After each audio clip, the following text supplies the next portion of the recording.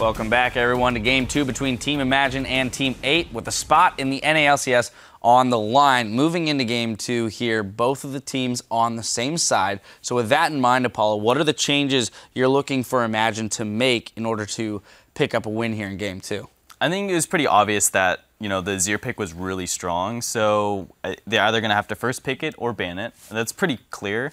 Or, I think that's just like the only thing that they should do. They focused a lot on top lane. They had, Fiora, Gangplank, and Malphite. Correct. So, maybe take out the Malphite. And it worries me because that means they're not that comfortable with either playing with Fiora or Gangplank. Not willing to first pick Gangplank or anything. Yeah, like right, we saw in the last too, right? series that the GP ban was forced to the red side team, right? But in this scenario, you're the blue side team banning Gangplank. Yeah. And they spent even more than that. Like, they even spent their first pick basically on the Olaf also, first picking Lulu so that they could run top lane threat and they could try and boost him up. So they used all their bans. They used their first pick to try and get the mid laner when Fiora is still up, all around this Olaf-centered composition, and they weren't really able to make any proactive plays. Yeah. Right, a lot of eggs in one basket, and you have to kind of imagine that with some of the players that they have on the team. Looking at Steelback, very, very seasoned AD carry, maybe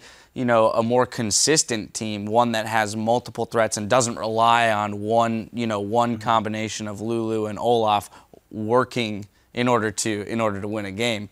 Do you think that there might be an argument for more of a multi-threat comp or putting the AD carry in a position? I do think they kind of tunneled really heavily on one strategy they had in mind. They really wanted to run this, and they kind of gave up too many things, like giving up a champion like Azir right now to these LCS teams who have practiced against other LCS Azir players is probably a different experience. As we've talked about many times, like there's a very high skill cap on that champion.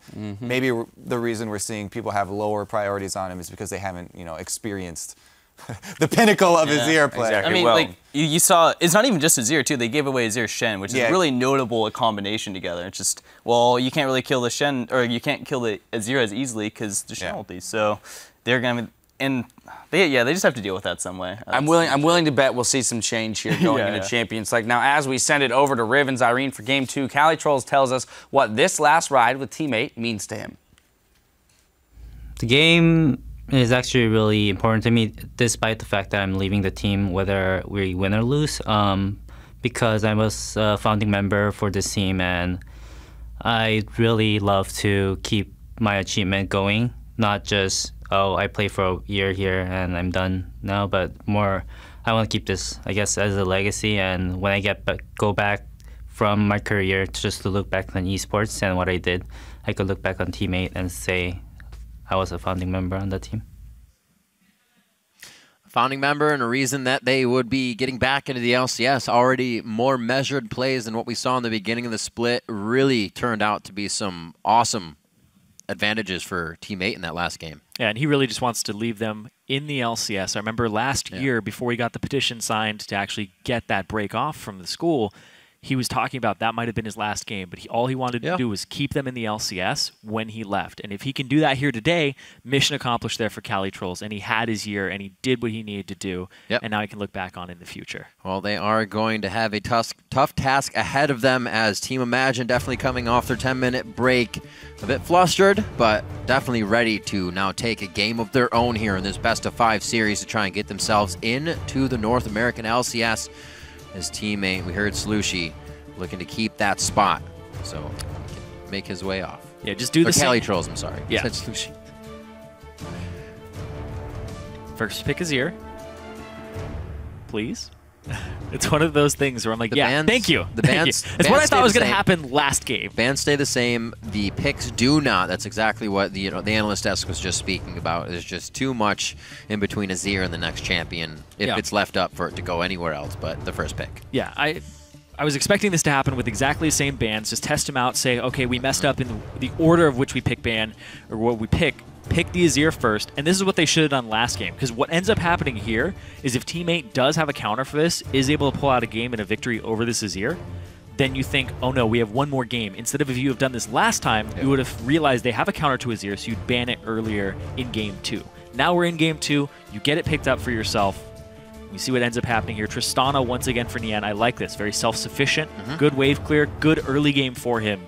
And he doesn't have to worry about trading in lane. We've seen a lot of these series, or I should say players in these series, continue to play the same champion if they get the chance. Don't go away from the comfort 2 to 3 times in a row. We see Pole Belter playing Victor in their series for CLG and other players doing that. So again, like you said, well, that almost confused me, but then I realized he was just hovering Graves. They have the Tristana, but yeah, just getting what feels comfortable. And again, it's going to be Chunky Fresh's Olaf as ManCloud gets the Azir and the Alistar for Baby this time instead of Dodo. Yeah, he also ran Flash in the top lane on that Olaf last game. I would like to see the Ghost come through. I feel like Ghost on Olaf gives you a lot of power to get into the backline, especially when they were up against an Azir in this team composition that wanted to just run at you. I understand that he has the ultimate and you want to try to flash over it, but if you're flashing over an ultimate to get to one person, you're in their team, and then your team can't back you up. So might as well just NASCAR at them and get there really quickly. So no Lulu composition coming in for Team 8. They say it's going to be Victor in the mid lane for Golden Glue, something he played towards the end along with his Azir. If it wasn't going to be that Varus or one-time Vladimir, still has some champions deep within that pool he may choose. And the Braum picked up on the side of Team 8. Looks like they get a similar type of composition that they had last time that they're working with.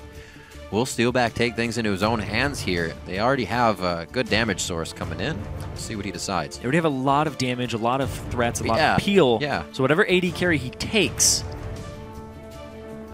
Okay, if he goes back to the Sivir, it is the nerfed Sivir. So instead of having the 60% initial burst, it's 40, 50, 60, depending on the rank of the ultimate. And then people who walk into it get the same duration as you instead of the full duration. So a little bit nerfed there to Steelback's ultimate and the team fighting, but they are still going to go with it. And once again, another speed boost here. It's not the Lulu, but it's a speed boost for the Olaf to get into the back line. Right. And now it's up against a less mobile Victor in the mid lane. So he does have a way to get to this target with no problem. Who himself looks like he's going to be running a bit of Quick Feet Ghost if he doesn't change the Summoner spell. Golden Glue knows this is going to be a difficult game to keep himself alone on the back line. Seeing for last pick here, Cali Trolls played Shen last game, still up, can provide a bit of safety for the team if necessary. Just hovering right now as they decide what to go. You can actually see Nian with the book here during Champion Select for teammate and history coach. A few words from the back. Well, Cali Trolls was always the shot caller of the team, and it's well-known information that he's leaving the team after these matches. So they've been slowly but surely integrating Nian into the shot caller captain position, so that he can take over the reins completely. Interesting. Not too many AD carries do you hear kind of the shot callers or early game tellers. A lot that needs to be focused on there, but it can still be done. See how it starts to work out for these guys. Yeah, usually when I see an AD carry shot caller, they favor lane swaps just so they can start looking around the map, calling around the map, not tied up and trading in lane, and able to control a little bit more. But they do have Porpoise on this team on Team 8. Porpoise is very, very vocal, very self-sufficient, very smart guy. So his jungle movements, he always seems to be in the right place at the right time, whether it's a counter jungle or an initiation. So Porpoise, I assume, takes over a lot of the early game responsibilities here. And then that frees up Nian even more to get through the laning phase, transition, get to those team fights that he likes so much. Well, we'll see if the team fights can be brought out by Team Imagine this time. Falling behind a little bit early last game, I think they know that Team 8's going to try to kind of dictate a quick pace here once again in the early part. And hopefully they can get themselves on the right foot here. Yeah, you do have a Azir, you do have a Sivir, you have a lot of team fighting here for Imagine. That's what they're going to be looking for mid-late game. So we're hoping to get out of them. Keep sharing your thoughts on the series over on Twitter. Tweet hashtag IMGWin or hashtag T8Win to @LOL Esports. We'll see how the Van vote is changing once we are on the Rift. And it doesn't look like the champions have changed too much for Nian and the rest of the team. Just a few here and there. However, Imagine is going to swap things up here and try to get a new composition and to see if they can get their first win of the series as we get into Game 2. Yeah, pretty much just a plug-and-play Victor here against the Azir. Right. Brings the wave clear, burst mage, and Victor actually treads that line of being defined as a burst mage, control mage, because usually control mages are heavy wave clear, longer range, like Xerath, like Azir. They control choke points, right? He has gravity field, he can clear waves instantaneously, but he's also a burst mage, almost like a Veigar, almost like these other guys on the other side of the spectrum that lack wave clear. So this is why he's so strong, because he has so many tools, and his biggest weakness is just that he's mid-range.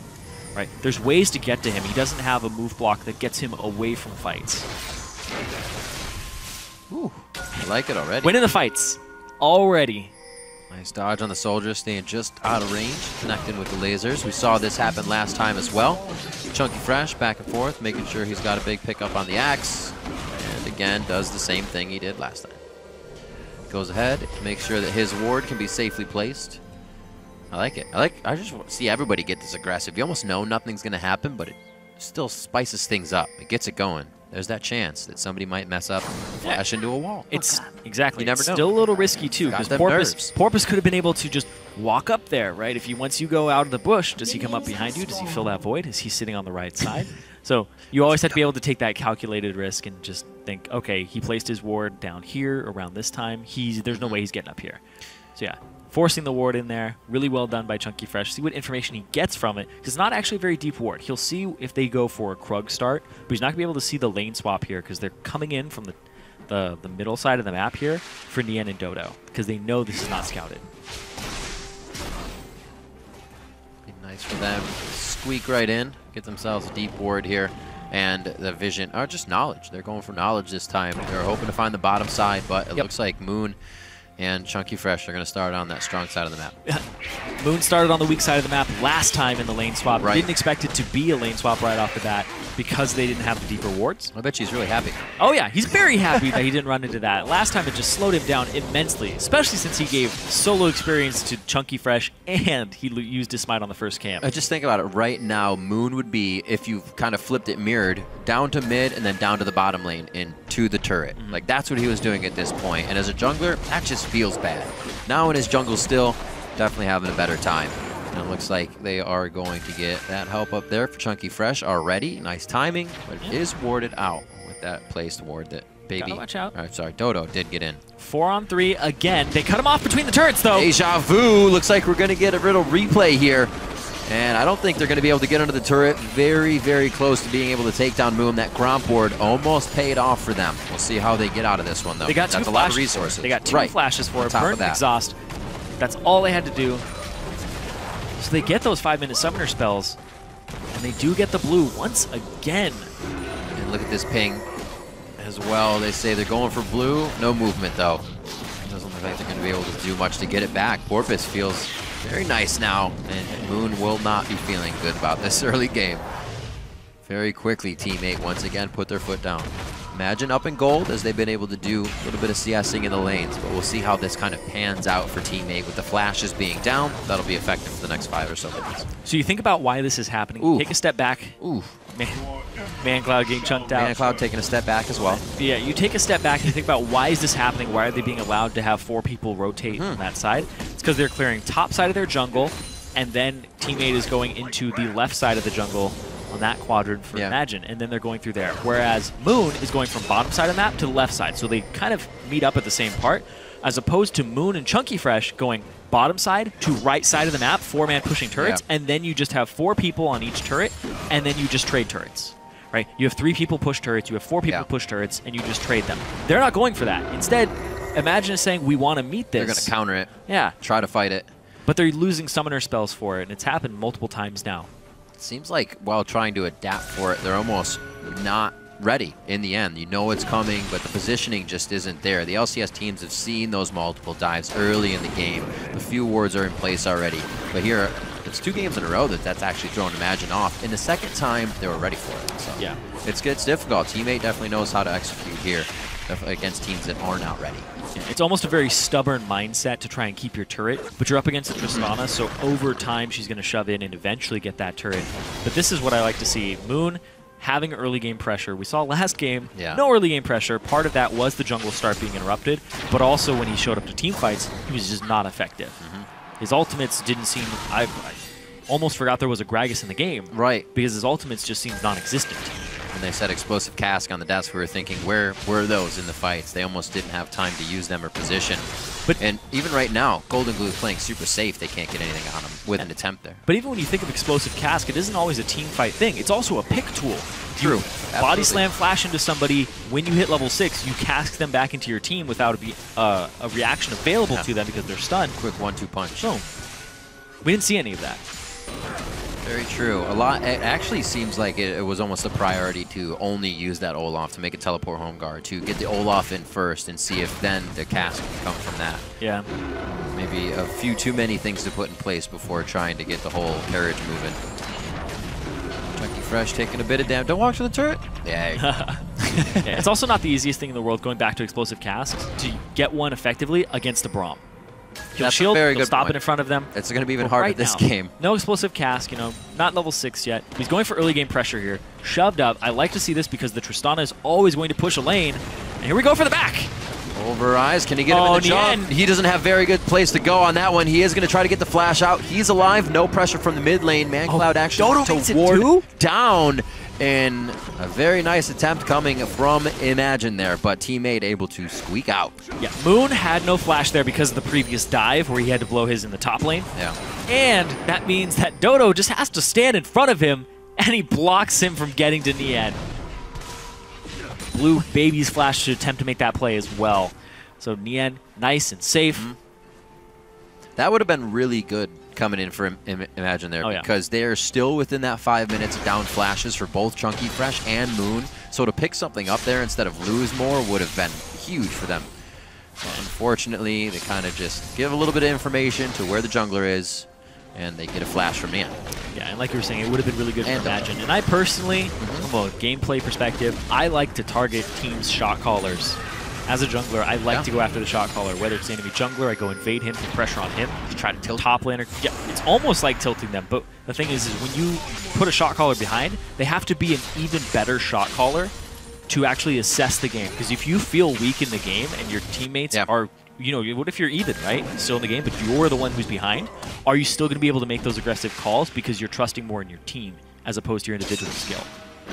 Knowing that your team can take a fight, not just you, takes another level of shot calling up. It's always easy to second guess yourself as well when you're behind, and that's when things start to get a little chaotic as the shot caller. You want to be able to deliver. Not level 6 yet. He's just going to go down here all the time. Going to give a little damage to the turret as well on the explosive charge. He goes down though. It actually doesn't trigger over very nicely since they already had aggro onto Porpoise. They're going to go ahead to get the dragon in the bot lane. It's like that is going to be it. Bottom turret won't go down, but teammate will be able to grab that top. Yeah, just this series of pink wards. The Pixel Brush pink ward able to just spot out anybody coming through. Better able to sneak people in. Just 2 people got through for that just walk up dive. Yeah, a little better warding as well coming in from Imagine here. Could start to help them pick up more of those dragons. Will hopefully stave off these deaths in the top lane. Chunky Fresh is going to go for another. Really big. And I actually like that teammates going for Chunky Fresh this game. He doesn't have a Lulu to build him up, so the amount of damage he's taken here, he's not going to be able to run and fight. He's got 6 and flash. Chaos Storm out. They're going to be able to get that bite on Porpoise just out of range. They actually give it over to Golden Glue very nicely. Any pressure around the map, however, from What Imagine, do they lose for this? They're going into mid. Yeah, they lost bottom turret, and they need to get this top turret, so Nian needs to stay up here pushing this. They're going to lose mid turret while all of this is happening, and Steelback is able to push down the bottom. Oh, should be all right. There we go. Cali Trolls missed take a little bit of damage, but he had a nice taunt on to kind of stop the damage from how far Team Imagine could get off of that push. And Nian answers in the top lane. So a bit of back and forth. Teammate, a nice clip, keeps the game even here. 2 turrets to 1 and 1 dragon to Imagine. Yeah, despite Chunky Fresh getting camped and everybody grouping up on him, they're able to take advantages across the map instead of trying to assist him. So right now he's kind of the sacrifice, but he's staying pretty decently up in CS. He's doing a good job in that department, but relative to the rest of the game as an Olaf, you have to take that into account. Especially when there's an Azir and a Victor in this game. Or else it just becomes the Azir and Victor show, and who can really end up getting down for their damage. And then at that point, it's usually Azir favored because of his range. Victor always in that mid lane, but I guess that's what you get out of the lane swap. These guys haven't had too much pressure back and forth. We did see Golden Glue push ManCloud out of lane in that first instance of the kind of level 2-3. Nothing has really come of that though. Let's see what they can do with these forward wards. Teammates already got a ward onto red, looking to deny that as they push their vision forward here. Chunky Fresh doing what he can, but just watching things get taken away from him. Steelback, level 9.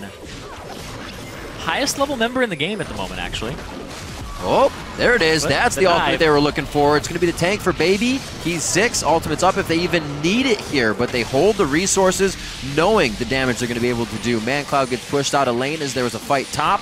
That aggression there made Golden Glue feel like he could go for a bit of an engage. And here we even have Chunky Fresh Dodo going at it. Dodo's going to have to Glacial Fissure on this one. Knows that Nian's going to be coming up. Do they try He's getting pinched. They bait this one in, and it looks like Chunky Fresh gets baited. Ragnarok used, and he actually gets out of the crowd control just off the edge as well, so it works out for him. Nian's going to pick some up in the bottom lane, though. A lot of chaos being created here as turrets going down coast to coast. Imagine still pushing off of that hit onto Cali Trolls in the top lane. They'll go ahead and get a second turret there as well. Oh, man. Sometimes being a top laner in competitive, you're like, oh, they're so skilled. They get to play Gangplank and Fiora. Yeah, but you know what? Sometimes being a top laner competitive just sucks. Exactly. They're always like, you know, we're tanks now. We're on an island. What do? We want diversity. And You like, get camped. Yeah, You get now we camped. can build these guys that kill and do damage. But now we get camped all the time. It's never, you never get it. Your cake and eat it too in top lane, I It guess. doesn't matter what you play in the top lane. When this stuff happens, it's just, I'm getting camped. Camped all day. I can't even save my turrets, and your team's not going to help you either at that point. We're going. Because Well, even, you know, when they send like 3 people up there, you have to abandon the turret. Whether or not you die, It's on them. They teleport right back into it. yeah. It's on them. They ask for it. But yeah, imagine getting more turrets for the trade and the deaths, and end up, after that dive on Cali, getting 2 in the top lane. So they're up 4-2 in turrets and have about 1,000 gold lead now. Things are definitely looking good in this game. Oh, don't have too many spikes they have to rely or work off here. They can kind of just keep flowing with the amount of damage they're doing. ManCloud's going for the Rylai's Crystal Scepter first build, not an Asher's Tooth build. So he's not going to have the CDR. I wondered when he was going to deviate, or if he was just straight Ludens like old. He's not going to have the CDR, which I think is very important early on almost every mid lane mage. You always see people get a little bit. That's why Athene's, you know, despite the mana, Athene's and Morellos, these things are just so great. Or else you see people just go for like a tier or something. Or they'd stop on the Chalice. Yep. Even Boots for Golden Blue in terms of cooldown reduction. Trying to think of the advantage, or more just like preference. It gives them knowledge. team fight, and the Qs slow people down, so you have more catch. So if you do end up getting a Q slow or an auto attack on somebody, Just that comfort easiest too if he's been playing that way. and your team is built for rundown as well, right? If you can kite people around to stop them from getting in on you, and then kite around in circles and have the Olaf do damage, have Sivir run in, then you're in a really good spot. So I understand the choice. Not doing too bad in that mid lane. Has brought himself up 3 CS, but keeps it even this game. He did go behind in game 1. See where they keep moving their wards. Much better warding here from Imagine in game 2. Pink wards being pushed up. Now they're getting a sense of security in the placement of what they're doing. And really being able to get themselves in good spots. 3 wards actually kind of hovering around the pinks of Team 8, which means great spots. Right out of Getting range. all the knowledge, yep. Right out of range. 10 seconds on the Dragon as well.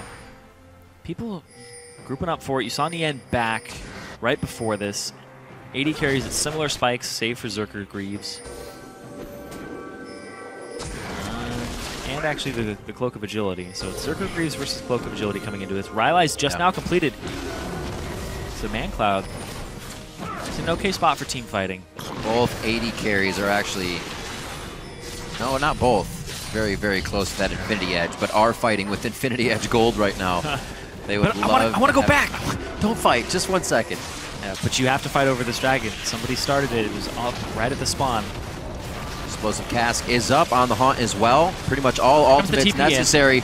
Baby goes for Golden Glue. He gets knocked back. Actually, Emperor's divided to safety on that one. Golden Glue gets the stand united as well. Can fight from the outside. Chunky from the Starting to deal a lot of damage. Steelbacks getting the auto attacks that he wants on priority targets. But Golden Glue and Nien able to deliver from the back line. Golden finally falls, but Nien standing tall. Man's still here. Over the wall. Man's still One here. last shot. And it looks like they come up with a few kills that they wanted. Chunky Fresh is able to clean a few up at the janitorial duty. And ManCloud, nobody was focusing. This guy, one last hit from the soldier. I was watching Nien almost get out by the skin of his teeth, but ManCloud was standing there with 100% HP. Yeah, there's the Rylai's coming into play right there for ManCloud. But the Emperor's Divide a little bit off there. Golden Glue able to get out, and then they had to spend so much to actually pick up that victor in the middle of the fight. And Chunky Fresh, the ward he TP'd to was the one all the way down at the bottom. Chunky Fresh has to jog to get into this fight. It takes him a long time. Golden Glue delivered. Emperor's divided into safety, able to flash away. Then he gets the ultimate. And Chunky Fresh, we talked about how he TP'd. It was a while ago. He's finally in this fight. Now Chunky Fresh is here to pick up Golden Glue, throws on the ultimate, and able to pick them up. But you already saw in the end, jump into the backline, kill a lot of members of Imagine, and now we have to go back to this because everything all said and done, Dragon's still up. Yep. Back to positions, gentlemen. You saw the idea there. Chunky Fresh would come from behind the team. Too late to the party, though. That teleport would have been exactly where Death Brush is. Yeah, if they could have gotten that ward. If that Emperor's Divide had just been taken a little bit more facing down, it would have been perfect. But right here, Dodo a little far forward there.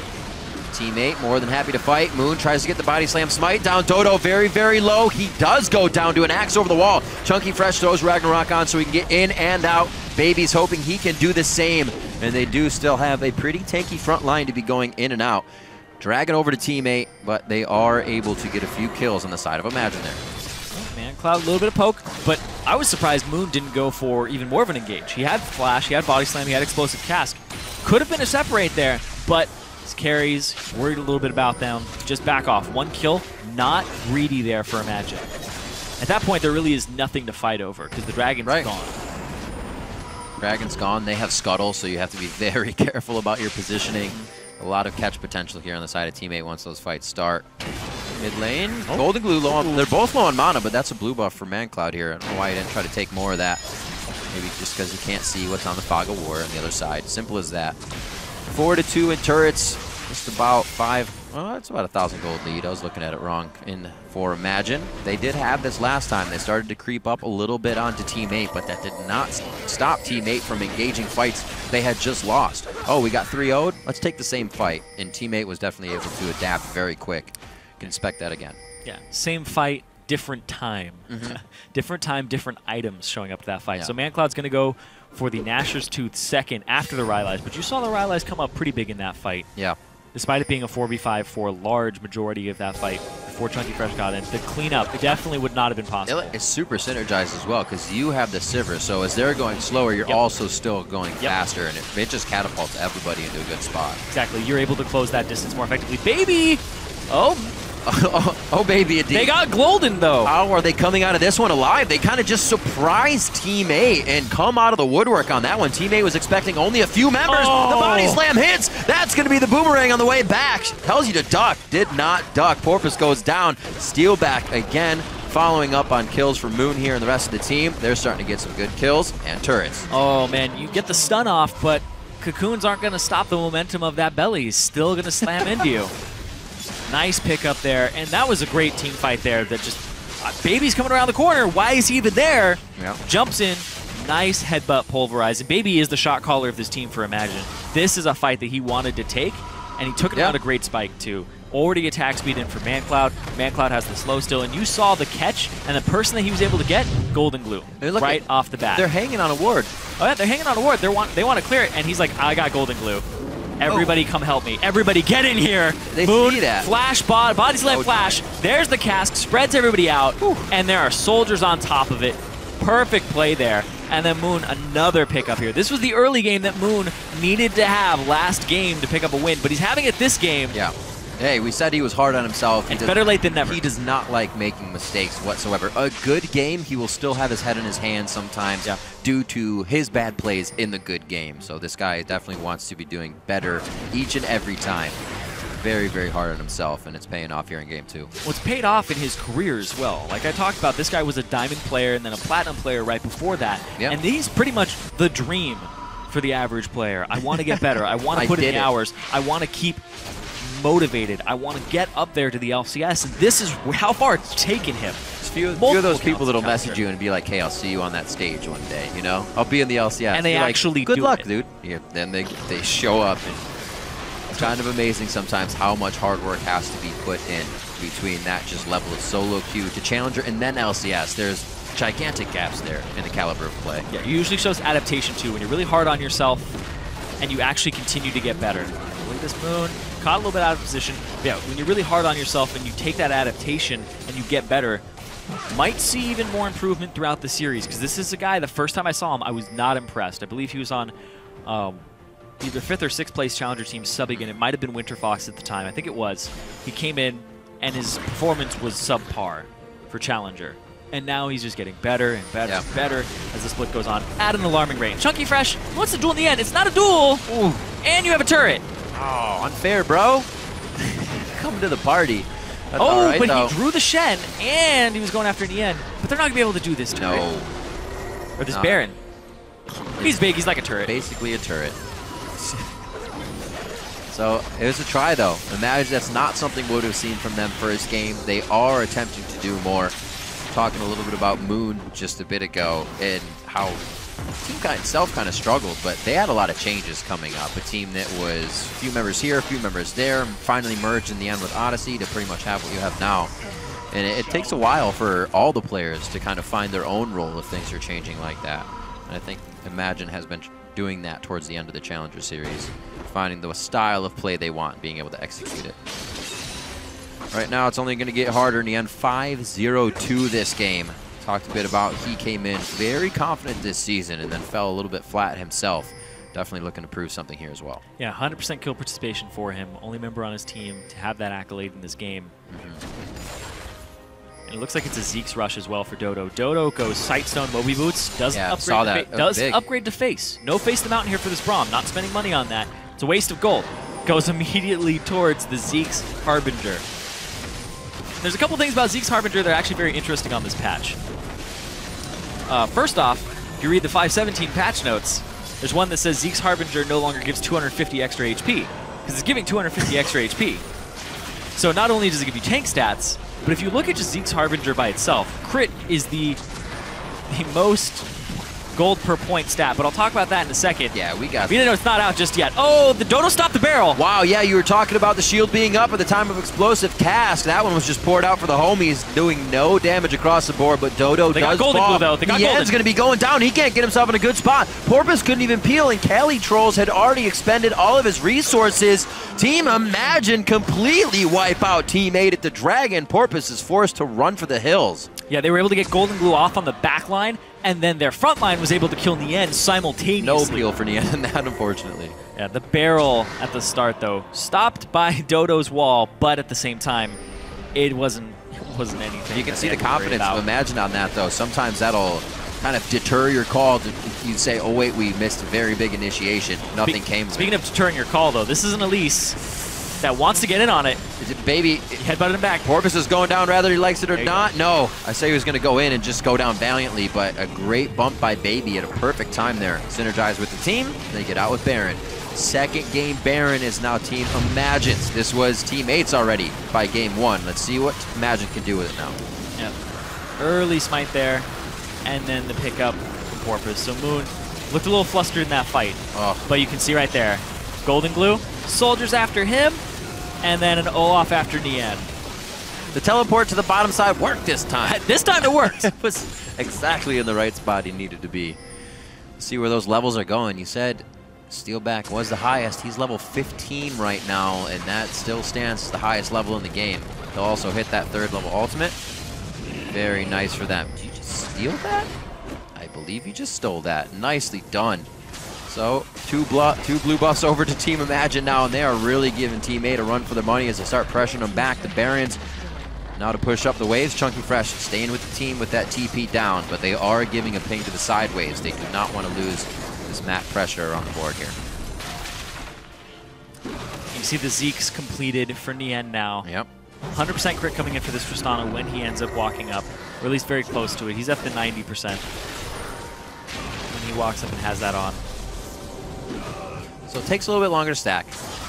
Yeah, yeah. Charges 8 seconds now instead of 6. Yes. So you can use it. A little more time for Nien to be doing damage. Yeah, I was talking about crit being per point. Right. Look at Brawler's Glove, which is 400, yep. 8% crit. So crit is valued by about 50 gold per percent. And when you're giving 50% to somebody, you are giving them 2,500 gold worth of combat stats for those 8 seconds as a support. You're giving them 2,500 gold worth of stats. Damn. That's a lot of gold. Yeah. I'll take it. That's less than the actual cost of the item. I somewhat get that as a support, but it's way cooler for the AD carry. Oh yeah, you're basically giving them a 7th item. It's amazing. best AD carry It item. still feels great to item. build, though. I love it. Great job, design team. Zeke's probably one of my favorite items recently. And used quite a bit here as the supports pick it up. It's just necessary for your AD carry if you have somebody like Nian, or I should say Tristana. I'm sure Nian likes it too. Well, looking across the board, Rabadon's finished on both sides for the mid laners. A little bit more power and love to be delivered from them. We see a Hex Drinker as well, kind of built out by Chunky Fresh. He wants to stand tall every last second in these fights. Wants the damage, wants to be able to just dive the back line, whether it's just Nian, which he got solo Nian last time, Yeah. or Nian and Golden Glue. Give him that damage and survivability mixture. I feel like that ManCloud didn't complete the Nashers. He went off the build a little bit, got the death cap. See if he goes for it next, because he's sitting on Stinger. So why do you like it? You don't like you already have 10% cooldown from it. Yeah. You sacrifice a little bit of attack speed, 80 AP, but you get the death cap. But you're also not getting the on-hit passive from Azir, because the soldiers don't apply the Nasher on hit. Right. So it's okay to sit on Stinger. Because then you get your burst item a little earlier with the death cap. Trying to get farther down the build path. By cutting one off, a few corners here and there. Don't think he has too many places to go. Porbus comes down the water spout, gets taken out, and now they're going to start moving up. You see that Cali-Trolls is doing what he can for as long as he can in the top lane, but that's already called back. They're going to need him on this turret right away. See how much they can get on it. Actually, There's they're going to engage, ulti. knowing that he goes back. He instantly teleported away from the wave. Dodo's going to get the ultimate. That's Stand United onto Braum. They're not going to be able to give that to Nian if he gets close to the fight here. And I think Imagine has to start worrying about the turret. They're losing a minion wave. Things could get scary. Good communication by them so far. ManCloud knows he can just shift out of the base if necessary, but they go over to the mid lane, just around the horn here. They didn't even have to fully exit. Nian back and forth, trying to cut them off or route them in a different way, but Team Imagine not caring right now, and they're going to go ahead and take down the first inhibitor of the game. 16-8. Very nicely done. Much different from game one. Okay. What were you butting about? Yeah, the inhibitor shows 66 HP left, but it's actually dead. Oh, I see what you're saying. Yeah. It looks like it's alive, but it's not. Baby doesn't get Nian in that flash pulverize, but they do end up going all the way through for Dodo. They have the Sivir ultimate still, even after the pick they got onto Porpoise, they still had this available. But the turnaround here from ManCloud, presence of mind to stay in the base, 1v3, and then solo Golden Glue. See right here, even with the Stinger, he gets off that extra auto at the end. That's because the new Azir, when you max the W, you're already getting 10% more attack speed than you did previously on Azir. You can see when that type of stuff happens, Golden Glue was kind of thinking what he was going to do. ManCloud was in Golden Glue's head. He said, yeah, you're probably going to walk away because you think I'm leaving. Got to feel good for Imagine right now to have that sense and that mentality in this game. Especially after a game one loss, they have turned things around. 5-0-9 for ManCloud in the mid lane, 5-1-9 for Steelback, having a pretty good game. Even when they had the bad game last time, Steelback was still contributing. So, guy to keep an eye on for the series. Could be 1-1 shortly here if a few more fights go that way now with an inhibitor down. See if Imagine can keep doing it. They have blue side all the time, so the only things that are really going to change is how they play it in that composition. I think Teammate, if they lose this game, will probably ban Azir. They see that they are now wised up to first picking it on Imagine's side. It'll be the same thing that happens in every series. He gets picked a few times, realize the power. Okay, we'll get him out. I mean, the Thresh ban at Baby, he's just going to play Alistar or Braum anyway. Like, that's eliminating true. Thresh, not a huge deal. I'd get the Azir off the field. It is game-changing. It gave ManCloud, who was losing lane last time to an Azir, an even lane against Golden Glue, who was pressing an advantage very heavily before. That's true. Golden Glue was actually going really hard.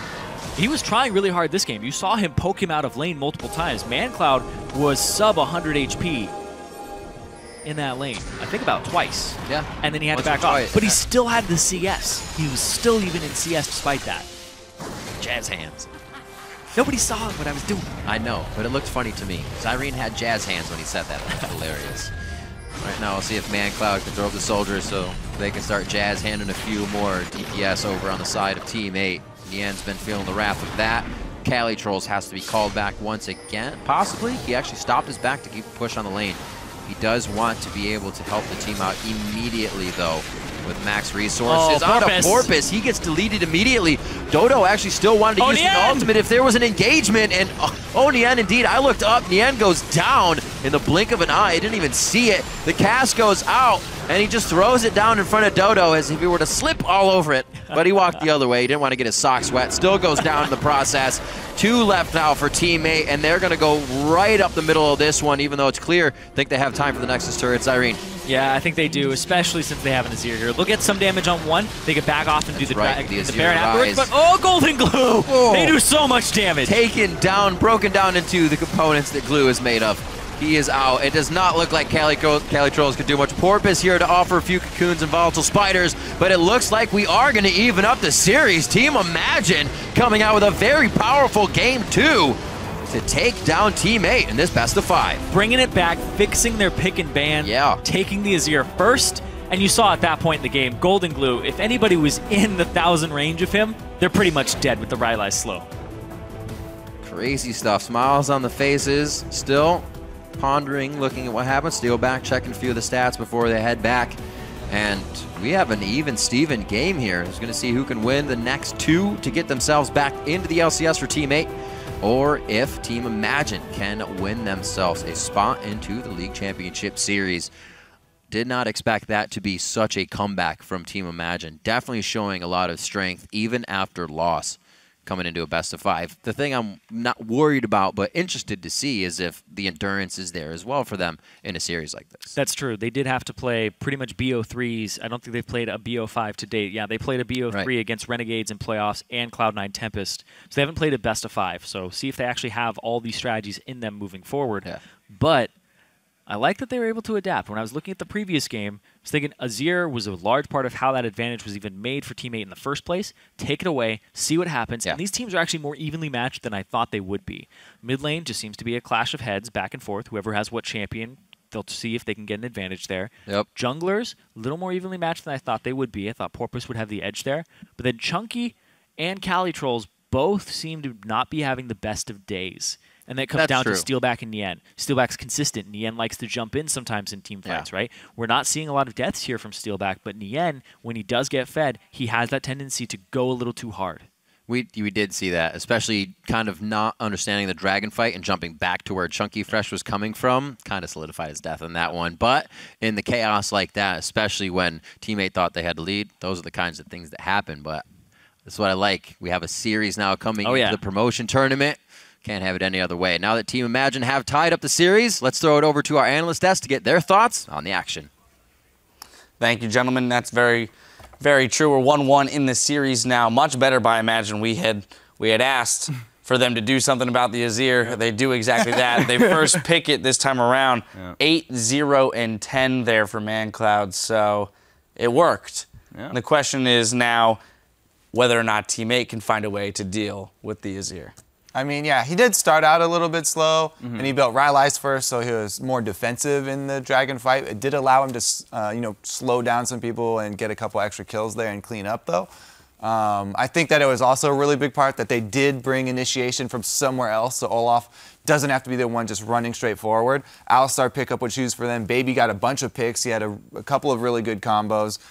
Speed boost from Sivir was helping everybody out get in there as well. So, yeah, a lot of good changes for Imagine this time around. Yeah, I mean, you saw how much they prioritized the extra initiation. Alistar got Righteous Glory, they had Sivir, so they knew that the main problem was that they weren't actually forcing anything last game. They just had a problem of really doing anything at all. So they bought in the Azir. I think at some point they traded top. They killed top twice, Olaf twice. Yeah. And then they got mid-turret off of that. Imagine got mid-turret off that, which was good for them because then they can just do whatever they want. They can ward the jungle. So even though they did shut down Olaf for a period of time, he's 0-2, he was struggling to get his Black Cleaver, but they had that mid lane advantage at that point. So I think that was kind of the big shift in control over the game, because teammate was doing well, but then Imagine kind of got that early game spike. So yeah, I don't know. Right. Able to make the trade to really open up the map. With that mid-turret going down. Again, relatively even game until we come across a certain dragon fight, and I'm going to pull up this replay 22.5 minutes into the game. Ends up being a 4-for-1 for Imagine.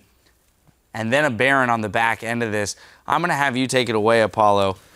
Yeah, I mean, I thought, actually going into the fight, it looked like the team fight was going pretty well for them, or for Team 8 that is, but then just kind of like mechanical misplays, I think, like mainly. We'll see what happens, but looks like they're bursting down Moon, which is good, and then after that point when Baby knocked in Nian, it was still okay, and then he jumped into Olaf, which was pretty bad. That's the opposite of good, for sure. It just looked like they were doing well, and then that happened, so I didn't really...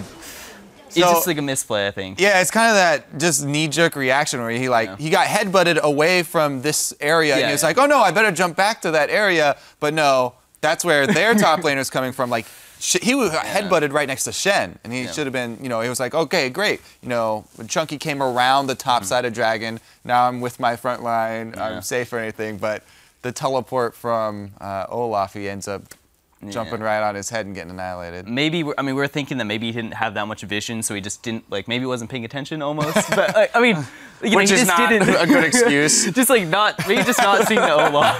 Oh, I'm so sorry, guys. I wasn't paying any attention, so I'll do that next time around. Yeah, I just think that maybe he didn't see Olaf, that's all. But no excuse, obviously. I think just not the best team fight. Yeah, well, it just, in terms of trying to figure out why that is, those mechanical misplays, you see how much hinges on a play like that. If the Tristana is still alive, perhaps the fight doesn't even end up as lopsided as it is. Yeah. And then the Baron doesn't come afterwards, so small mechanical errors like that we're seeing come through have such a big impact on the game, definitely makes you wonder about the mentality of the players in these high pressure situations. Is Nian going to be able to separate that small mistake from the rest of the play that he's had so far this series and come back still just as strong in Game 3 with the confidence, to play any of these champions in some of those high pressure situations? Yeah, the Tristana, like he's played Tristana Game 1 and 2. It looks like, and it seems like his problem is that he's just jumping in a little bit too aggressively. He goes in way too far and then has to change his position, I guess. And we see, I think from IMG, they did a pretty good job of just sticking with the carries together. They have Sivir and Azir just working together, just peeling with each other. So I hope the teammate can play, or if they do an aggressive play like that, just a little bit, tune it back like a little bit more, that's all. All right, so we saw some interesting adaptations from IMG. Essentially what this does is it kind of throws the ball back over into teammates' court. They're sitting here now, having lost the most recent game, and saying, this Azir is now an issue. That's step one of it, but also, too, the initiation, dealing with the different threats that are, popping up for Imagine here. Yeah, I think this happens a lot, and when it boils down to so much focus being put on team fights, people start arming up for the team fights, and you see more and more team fight champions, more hard initiation, more AoE skills, until, by the end of the best of series, everybody's running all these AoE wombo. We're going to see a Moo, Malphite, Orianna, and MF. Well, they banned Malphite, so that's fine. Well, then that's not possible. No way, Well, anyway, keep it tuned right here because we'll be bringing you Game 3 between Imagine and Team 8 in just a few minutes. Stay with us.